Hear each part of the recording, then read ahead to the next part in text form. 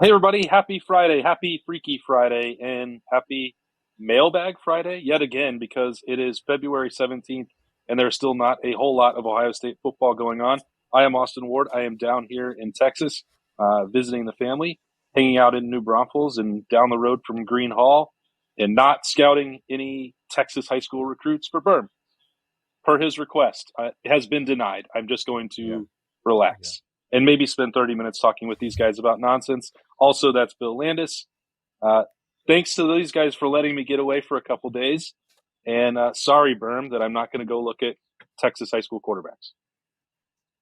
It's cool. I mean, I'll just get over it. We're so often in New Braunfels where there's an interesting quarterback prospect that they always have them there. So I figured, who cares? We'll just get it next time. You know, Yeah, just I am just get often it. down here. I'll be back. I'll be back in a couple months. I'm going to give him a couple more. He's got spring ball ahead of him, right? So let him get a Yep. couple inches taller, and then I'll come check in June. Um, and while I was leaving on Wednesday, Ohio State did decide to make some news. So before we get into the mailbag, uh, Bill got into the coverage on Wednesday for us with Ohio State canceling the series against Washington. I don't think it should come as any surprise. I saw a lot of hand wringing about the troubling signs that it means for the Pac 12 or the future of college football that these super exciting series keep getting canceled. But like, I don't know how anyone reasonably expected Ohio State to keep that if they were almost certainly going to have to go play at USC or UCLA. But Bill covered that on Wednesday, so I'll let him dive into all the logistics of that. Yeah, when you looked at 2025, especially, it was like they were never going to live in a world where they had to play Texas and Washington and probably USC or UCLA in addition to everyone else in the Big Ten that they normally play. So that part of it wasn't surprising, but I was still kind of bummed because I was looking forward to that trip. Like it makes sense, especially in a 12-team playoff world that's coming in whatever year that is, 24, right? The Big Ten is expanding in 24. Like you don't need to load up on those kind of games anymore. I wish they would, but I get why you don't. But mostly, I'm just sad that we're not going to get to go to Seattle now because that's a place that I've always wanted to go see a college football game. Number one, no one's ever been sad to not go to Seattle. Number two, the fact is, the very real likelihood is Washington will be in the Big Ten by 2026 anyway. So who cares? Like they're going to get it back. They're going to get it But back. should they be? Yes, Washington and Oregon make perfect sense to join the Big Ten if we're going to do this whole coast to coast thing as the SEC expands. So I think that you just look a couple years down the road and then you cross your fingers that Ohio State can get back their $500,000 that they had to pay the Huskies to cancel the series because they're going to end up playing each other probably in 2026 or 2027 when Washington and Oregon are in the Big Ten. And look, Seattle is a neat town. I guess it'd be cool to see it in like the less rainy part of the year, but it's not a place people are dying to go visit. They're dying to get out of there. They're dying to get out of there. Honestly, I want to go watch the Birds play there. I would love to. I've never been to the Pacific Northwest. I've only been to beautiful Boise, Idaho. That's as close as I've been. Let me ask you this question, Billiam. If you were in Seattle for like the Birds playing the Hawks, right? The Seahawks. Birds versus birds. There was an interesting quarterback prospect in Seattle that I was like, hey, while you're out there, why don't you just pop in and check out this player? Would you do that or would you not do that? I would absolutely do it. Yeah. Cool. Austin, it's going to be difficult, I think, for you to focus on the mailbag here while Bill and I are trying to, be serious, and you're on vacation. So do you just want to say goodbye for the weekend and Bill and I will handle the mailbag from here and just gave you a chance to stop in and tell everyone that you're on a little bit of a break. Next week, you're going to be in North Kakalaki for a few days doing a golf trip because, you're an adult. So that is, that's the perfect time for you to move out of this podcast episode and into your weekend, right? If that's what you want me to do. I don't know. I'm trying my best to contribute while away. We're a 3-man team, and you're going to have to carry the full load from Wednesday to Friday next week because there is no way I'll even be attempting to be on the podcast daily while in North Carolina for my 40th birthday golf trip. I don't know what happened. I'm sorry. It's showing me full Wi-Fi strength out here. I'm on a 5G. I don't know. Bill, do you think it's weird that like Austin says we're a 3-man team, but then he's taking this like elaborate golf vacation for his 40th birthday? It's an important birthday in the world of men, and we were not invited. Yeah, well, I don't think I'm not saying you would Pinehurst- be able to go. I understand, like you got George at home, and we've got other responsibilities, but I feel like an invitation should have been extended at some juncture. What? Oh, I want to know what Austin thinks Pinehurst's response would be to someone showing up and just firing a 160 on one of their courses. Yeah, well, I'm sure it happens a lot, actually. People that want to cross it off the bucket list and think themselves, you know what? I'm just going to go all out. I'm going to pay $350 to play number 2, and whatever happens, happens. But that's not the consideration. Berm got back into golf for like one summer and played a lot. And I was like, let's keep doing. Bring the clubs down here. We'll play every time that you're crashing at the Ward House. And then he just stopped. And I don't think he's played in the last 2 years. So I didn't think that a golf trip I would have really not played appeal. since COVID summer. Didn't think that was going to appeal. I played about 50 times in the summer of 2020 during COVID, and then I had to go back to work. So that now I can't do it. So it sucks a little bit. My clubs are sitting in the garage, and I hope to use them at some point this summer. It won't be next week at Pinehurst, number 2, but that's what makes you number 1. Have a great weekend, Austin. Bill and I will take it from here. Sign off. Okay, fine. Thanks a lot. See you later. Bye. Bye, Austin. So, Bill, mailbag, Freaky Friday. It's you, it's me, it's successful internet, and cameras that are relatively high fidelity and clear. Let's go to the ohiostate.rivals.com message board, and we asked for subscriber questions for Freaky Friday. And I don't know, you just start firing them off. I assume you're sitting there looking at them, correct? I sure am. Yeah. And I think this dovetails nicely with what you were talking about with Austin. This question is from Six Tones. Hey, Berm, who's your favorite 2024 quarterback that you'd want to play for Ohio State?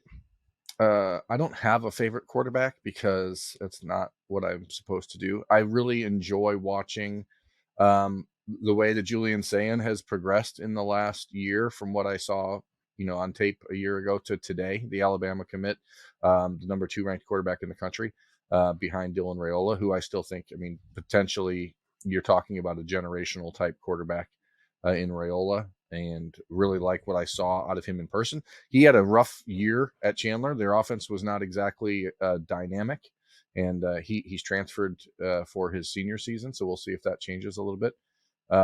Obviously, I'm a big fan of Jaden Davis. I thought that when he camped at Ohio State in the summer of 2021 that he had the best single camp day performance from an Ohio State quarterback camper that I've ever really watched. And it was up there to me in the same stratosphere that day's performance, just watching him throw, the comfort, the accuracy, the release, like to me felt a lot like watching Justin Fields at the opening in 2017 when it was him and Trevor Lawrence, and Justin Fields that day was as good as any player I've ever seen and a prep quarterback in that sort of setting. The guy that we're talking about in New Braunfels, Texas, his name is Deuce Adams, and his father was a wide receiver at Texas. He's a really dynamic, athletic kid. I think he was like the state player of the year in Texas, not in the highest level there, but the kid can play, and I'm interested in seeing a little bit more of him as he develops. And that's, obviously not a guy. He's not a guy at this point that Ohio State's looking at, but just someone that that's kind of caught my eye in the way he plays. And I love quarterbacks that throw the football. So, to me, it's not about guys that I want to see a guy that can move and extend the pocket and be dynamic and make plays. But ultimately, like, there's one thing in my athletic life, because I was a pitcher growing up, like I do understand throwing and the mechanics of throwing and what it should look like. And so I think that's the one position where I feel like sometimes qualified to judge, like, how does that look compared to what should be natural. And so that's always what I'm looking for, because there are a lot of high school quarterbacks that you watch them and you can tell they're still laboring to just throw the ball in a way that doesn't hurt. I've so the only two class of 2024 quarterbacks that I've seen who are of note are obviously Dylan Raiola when he camped at Ohio State, who I guess is probably not worth talking about all that much anymore. And Colin Hurley, who was 2025 at the time and is now reclassified and is committed to LSU in the class of 2024. You were asked about him on the board the other day, and I found your answer interesting because he seemed to have like legitimate interest in Ohio State while he was still a member of the class of 2025. Is there like nothing there now in 24 with him committed? Well, I mean, obviously he's committed to LSU. He reclassified. You reclassified when Dylan Raiola was committed to Ohio State. The Buckeyes at that point effectively had to stop communicating because they were not anticipating Rayola's decommitment to happen at that time. And so once you allow other relationships to rise up, and it's sort of the same conversation that I wrote about on the question of the day on Wednesday with Jaden Davis. Like once you, as a program, intentionally surrender a relationship and say, okay, we have to move on. We've got our guy. It is hard to come back from that. And, I think a guy like, Colin Hurley, like that arm is crazy. Like we watched him down in Florida at that battle 7-on-7, and that dude has a freaking rocket for a right arm. I don't know if he generally knows where it's going, which comes with experience, and you're playing with different receivers who are different speeds, and sometimes you don't, it takes a while to get into that rhythm with guys that you haven't played a lot with. But physical talent, Colin Hurley is really, really special. Yeah, he could really spin it. We were standing there watching him in the Woody in the summer, and I was like pretty taken aback by how just like the velocity, the sheer. Like I remember like Quinn Ewers. People always talk about like the RPMs on his ball, and I thought Colin Hurley was very similar in the way that thing came out of his hand. Yeah, I remember actually last April he camped at the Elite 11 at Massillon High School. Came up to Ohio to do that Elite 11 because he couldn't go to one down south, and ended up making a trip to Ohio State the next day. And Ryan Day was there because RJ was there working out, and I was talking to Ryan Day about it. And when you watch a kid like that and you go, wow, that is a different level of spin rate. If we want to get into baseball nerdisms, but that dude can sling it. All right, let's get here's a three-parter. One of them is football related. From Plain City, Buck Guy on the board. Your favorite? That's plain like PLAIN, right? Not like plain, correct. PLANE. Right. I'd like to live in Plain City with the PLANE. Just surrounded by aircraft. Yeah. What is your favorite? I think you should leave skit. Oh God. I don't know that that's appropriate to talk about on the show, but number one, for anyone out there watching or listening, I think you should leave is a ridiculous Netflix series. It's a sketch-based show with Tim Robinson, and it's absurd, and it's probably definitely not for everyone, but it does kind of go right up our sense of humor's alley. I think it's the one where they replace the printer. I just like the Santa Claus coming early joke just gets me. I don't know why. Like the way that she's like, I didn't ask for that. Like it's just so stupid, and I don't know. It's my sense of humor entirely. What is yours? My favorite is probably Coffin Flop because it's just it's an absurd concept. I don't know what my wife and I were watching on television on Tuesday night this week, and I'll remember it. So, we were watching Castle Rock on Hulu. I don't know if you've ever seen that. And one of the scenes was a body being exhumed, and they had to pull up the coffin, and I was like, oh my gosh, this reminds me of this. So then I had to show Ange the sketch of Coffin Flop and made her watch it. She's like, that is the most ridiculous thing I've ever seen. I'm like, it is ridiculous, great. But they just couldn't believe their naked blue butts would be. No, that show is tremendously stupid. And if you're stupid like me and Bill and Austin and a lot of people that we hang out with, then you should watch it. Second part of that question is gazpacho soup burnt my lips. It's cold soup. Your favorite beer right now? Oh boy. I'm trying to avoid some beer because the football season, I'm not sure. I mean, I know that people on our YouTube channel have felt qualified to comment on our expanding waistlines. But the football season is a tough time when it comes to weight management, considering how much time we're sitting down or how much time I'm in the car and how poorly we eat and how much we drink on the road. There's still this white chocolate ale from up into Petoskey that I really, really love. And that's the one. If I'm ever just like wanting a beer, that's my go-to. It's from Grand Armor Brewery up near Petoskey. It's a white chocolate ale, and it's amazing. I live pretty close to Parsons North Brewery in Columbus, and I was drinking their New England IPA during the Super Bowl, and it was quite tasty. So that's probably my favorite at the moment. Is there a Philly-based IPA out there? Has Philly moved into the beer space yet? Or are you still sticking to cheesesteaks? Yards Brewery is pretty well known. Victory is just outside of Philly. There are probably some others. If I probably know them more if I still live there, but Yards Victory has that Golden Monkey triple, right? That's a good beer. Mm-hmm. Anyway, part three. Football question. Which receiver will have the most touchdowns in 2023 who is not named Marvin Harrison Jr., Emeka Egbuka, or Julian Fleming? Xavier Johnson. Oh, I thought you might go Brandon Inniss. No, I think Xavier Johnson will have 4 or 5 probably, and that's probably if you're eliminating the 3 most likely guys. I mean, I don't know how many receivers I would expect to be in high single digits or double digit touchdowns. So I would say 4 or 5 probably for a guy like Xavier Johnson. Although Inniss is certainly, I think he's going to have. I think people are going to know Brandon Innis's name nationally by the end of his freshman year for sure. Yeah, I'll say Jaden Ballard. I think he ends up taking the top of a defense a couple times and maybe ends up with similar range 4 or 5. Here is this is a recruiting question. I guess you're certainly more qualified to answer both of these than I am. From PM Claret 13. I'm pretty sure it's not Maurice Claret, but we can pretend that it is. Did the staff know about Elias Rudolph moving to Florida?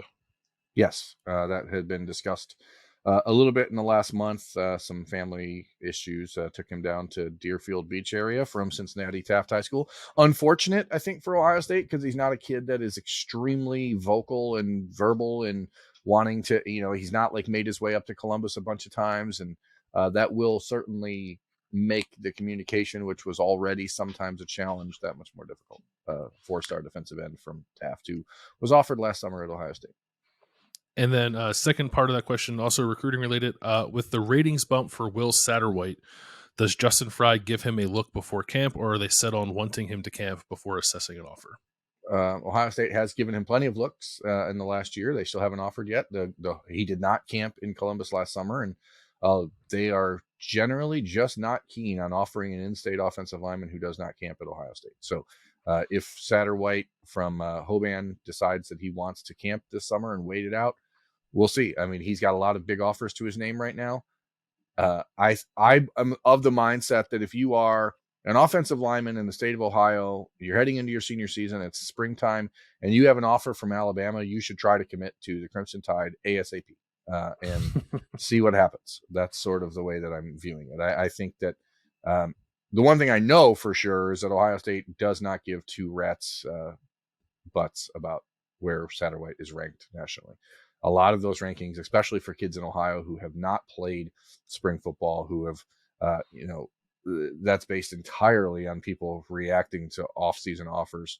And a lot of times those offers are made by schools like Alabama in an attempt to get Ohio State to pay attention to kids that are closer to home, so that Alabama can come in and try to take kids like Jordan Seaton from Maryland away from Ohio State and say, oh, well, now Ohio State has all these guys, so they can't recruit you. So the Buckeyes are smart enough to not fall into a lot of those games. It's diabolical. It is diabolical. Yeah. I'm going to grab some questions from Twitter because I can do that. You've empowered me to do so. Yeah. Hell yeah. Hell yeah. Question. This is actually interesting because I've been thinking about this too. From Dale Buck Defiance Buckeye on Twitter. How does the lack of starting wide receivers impact the quarterback battle in the spring? If Fleming and Egbuka are out, and we assume that Marvin Harrison isn't going to play a ton, he's asking if that is not ideal for either Kyle McCord or Devin Brown. Why don't you give your thoughts on that first? Because I think mine are probably going to be similar, and I talk too much. Yeah, I think it's not ideal. I don't know if it's a problem. I don't think it's ideal. I think spring doesn't necessarily have to be a time to like build that chemistry and build that rapport with the receivers. And also too, like those guys have thrown with those receivers in the past, especially Kyle, because he and Marvin and Emeka too, right? They're all the same class. So he's thrown with those guys plenty. I worry about it less with him maybe than I do with Devin Brown. But I also think if you want to have a fair and honest evaluation of each of those guys in the spring, and even if the percentage chance of actually naming a starter after the spring is low, despite what Ryan Day says about his preference to do so, I still think you'd want to see both those guys operate within what you think the offense might look like in the fall. And they're just not going to get that opportunity with Emeka out and Julian out and Marvin probably on a little bit of a pitch count just to protect him and let him get some rest and recovery. So it's not great. I don't think it'll be to Ohio State's detriment all that much in the end, but I think if I were orchestrating that quarterback battle, my preference would be to have those guys out there with those receivers. Yeah, I mean, I agree, but I think that we're talking about the spring football and a battle that we are fairly confident is going to go into August before a starter is named, probably middle of August before a starter is named. And if anyone is going to make a move at quarterback or start to inch ahead in this competition, it's not going to be based on their ability to throw touchdowns in spring football. It's going to be about the things they do in the locker room. It's about the way they handle the team. It's about the way that they lead and get guys to buy into what they're doing. And so, I mean, it's unfortunate for them because they're going to probably look worse in the spring game when people's eyes are on them and they say, oh, well, you know, geez, Devin Brown was only 4 of 13. And I mean, remember when people said Justin Fields was going to stink at Ohio State because he was 4 of 13 in the spring game? I sure do. Yeah. The spring football evaluation period is not based on how many passes you complete during the week. It's based on how you are handling yourself as a team leader. And so I think, you know, from that perspective, those guys are going to still get a fair shot to show that, regardless of who they're throwing to. Speaking of the quarterback battle, how about this question from Don John 1902? Should Ohio State do the circle drill at the spring game with Devin Brown and Kyle McCord, just like they did with JT Barrett and Dwayne Haskins? Absolutely, they should. Yeah, they should. You know, I without question. And I think that they shouldn't surround them with other players. I think they should put them at midfield and each of them start at an opposing goal line and just run to the block O and then go from there. That's how I think it should. Competition is the best. You only get to win. You only get to be great when you are competing. And I think that those guys need every single opportunity to compete as possible. I agree. Want to do one more question? We'll wrap it up. We can do anything you want, Bill. This is your party. That's right. This is from Channing on Twitter. What was your favorite video game growing up? And the answer can't be Madden. I mean, there's a handful of games if you go back. I mean, NCAA football. Got it. No, I mean, that is Madden. So I guess what he means is you can't say football. Probably, yeah. Because NCAA football was certainly my favorite over Madden. Except for Madden 2004. They had this play creator on Madden 2004. If you go back and remember, like you could actually design your own plays and it wasn't like just, you know, changing your playbook. It was a play creator and it was awesome. So EA Sports, if you're listening, I implore you to bring that feature back because I can't understand why 20 years later we don't have any technology that's even close to that. And it was awesome. What else? I really loved PGA Golf Tour 2 on the Sega Genesis back in 1993. That game was awesome. NHL hockey on Sega Genesis, awesome. Ironically, my favorite video games are always generally sports related, but they're always the sports that I watch the least in real life. Like FIFA is great. Hockey is a great game. The golf video games are great. I mean, if you want to be nerd, like I was a huge fan of Elden Ring, which came out last year. That game was awesome. Maybe the best video game I've ever played. Maybe not favorite, but probably the best. I think it was NHL 94. Was it the one where you can make people's heads bleed? That was awesome. Yeah. I like that one. My favorite though, of like my entire And I don't play video games much anymore, mostly because I just haven't plugged my PlayStation in. I still have it. MVP Baseball 2005. Killer soundtrack, really good gameplay engine for a baseball video game, but also had a tremendous video game soundtrack. And I mean, I wore that game out. I think at some point I had to buy a second copy of it because the first one just like died for me and my brother playing it so much. So that was my favorite game for sure. The old school baseball games, I mean, I'm probably dating myself here, but there was this game called like High Heat Baseball back in the day. Yeah. Like, again, you could do so many cool things. Like you could create your own logo with these little pixelated squares where you could create. It's just awesome the things you could do. Before, like, now you see, it seems like games, they focus so much on graphics and every story is the exact same pretty much. And they've taken away a lot of features as opposed to, in lieu of pumping more into facial recognition or whatever. Yeah. I also like I was almost always sports games, but a big Grand Theft Auto guy too. Yeah. I mean, obviously you're from Philly. Yeah. Hit the streets, do some damage, It's basically just, an homage to your youth. That's right. It was it was like a biography. Yeah. It's great. Yeah. You and Jim Knowles. Just that's right. Grand Theft Autoing it up.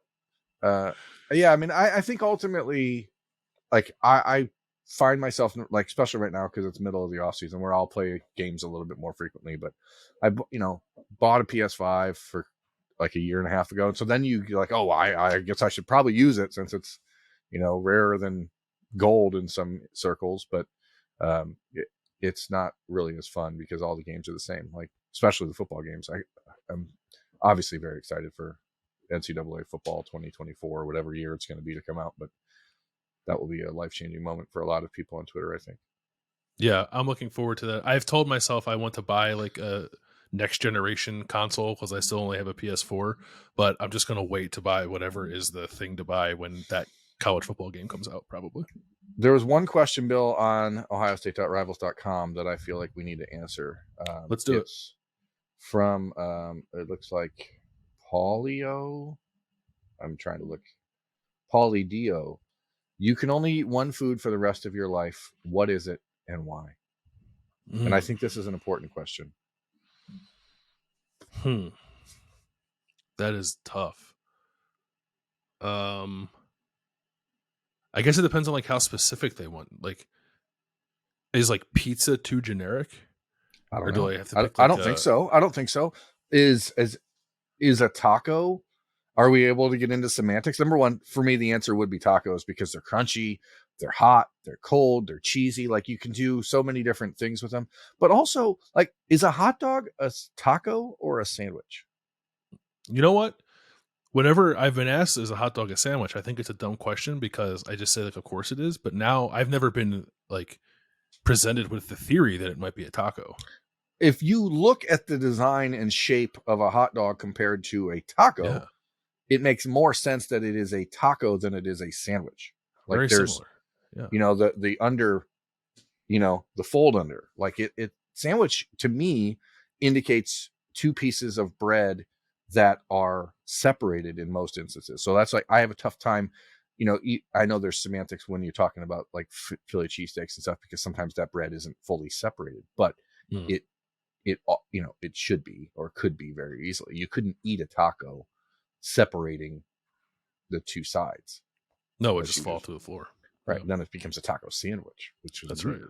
Yeah, you don't want that.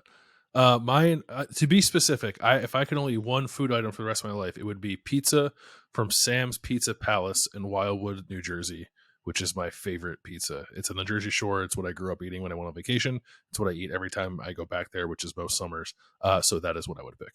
Sam's Pizza Palace. Mm-hmm. That sounds interesting. We should probably plan a trip there. Maybe we'll see a high school quarterback. Not there. Yeah, but Austin won't go. So whatever. I don't know, Bill. I think we probably have hit our limit here for ludicrousness. Yeah, probably. America, if you're out there, if you're watching this, if you've hung around till the end, if you think that you like our sense of humor, please turn on I Think You Should Leave on Netflix. You will probably like it. It's ridiculous. If you've not heard of it, you should check into it. And if Yeah. you're Don't watch if it in you're, mixed company though, because it's a little raunchy at times. yeah, I mean, you give it a once over before you start opening it up to other people. It's not it ain't for kids. But anyway, all right, Bill, have a good weekend, man. And Yeah, you we too. will be back for the podcast daily on Monday. We'll be at Roosters on Monday. We are inching ever so close to the start of spring football at Ohio State, the return of live recruiting periods, the return of practice availability, the return of Woody Wednesdays. Everything is right around the corner. That's Bill. I'm Berm. Austin was here. We kicked him out. And we appreciate you guys watching. We'll see you next time.